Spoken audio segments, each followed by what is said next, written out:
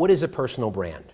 Well, I'm going to give you what is the technical or scientific definition, and then I'm going to reduce it to something really simple that you can immediately take and put into play in the marketplace. So the technical or scientific definition has three parts to it. It's a personal identity. The second part stimulates a meaningful emotional response in a target audience. And the third part, about the values or qualities for which you stand.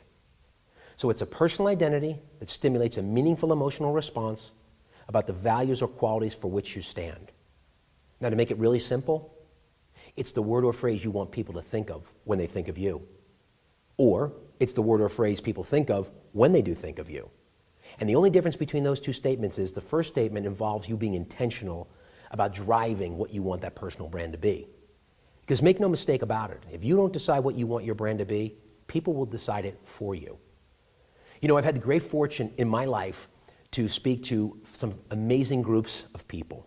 I've traveled all over Europe speaking to people from all different countries. I've spoken to people in Young Presidents Organizations, some of the smartest minds in this country. And I got my start in the California prison system. And you know what? My message is always the same. I never have to worry about, is it too complicated or is it too simple? You see, everybody has a brand. It's either positive, negative, or neutral. You just get to decide which one you want it to be. So I don't have to worry in my preparation for my meeting, is this something that the people in the room might think it's beneath them? Because everybody always needs to be working on their personal brand.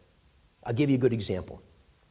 My dad was formerly an executive at AT&T, and he was retired. He was, between 70 and 75. And I remember one day in particular, he and I were talking in the family room, and he was kind of cranky. So I said to him, dude, you got to work on your brand.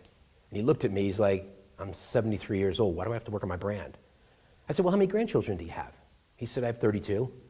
I said, okay, well, do you want them to say, hey, I'm going to Grandpa's today? Or do you want them to say, oh man, I got to go to Grandpa's today?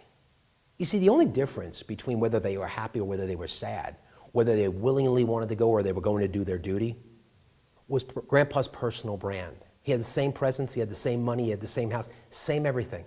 The only difference was, what did they feel about Grandpa? And how Grandpa behaved determined how they were going to feel about him. Every one of us needs to have people around us that tell us the truth. Now, the danger is the more successful we become, the more wealth we acquire, the more power we gain, the more influence we have. Sometimes we can become a little bit separated from reality, and if we're not careful, believe our own baloney. We've got to always make sure we have confidants around us that keep us in check. For me, it's my wife. I hate these words, hate them. And I don't hear them a lot. I did when we first got married, but now I don't hear them a lot, but I do still hear them. You're not going to like what I'm about to tell you, because I never do. But you know what? She has no agenda, but only my good fortune and the good fortune of our family. So we'll thrash it out, we'll argue, I'll disagree with her, but eventually I'll usually come around to her point of view. And not because I want to submit to her point of view, but again, because she has no agenda, but my own best interest and what's best for the family. So my question to you is, who are your confidants now? And if you don't have some confidants, make sure you go out and get them, particularly as you're progressing up your career ladder and more successful you become.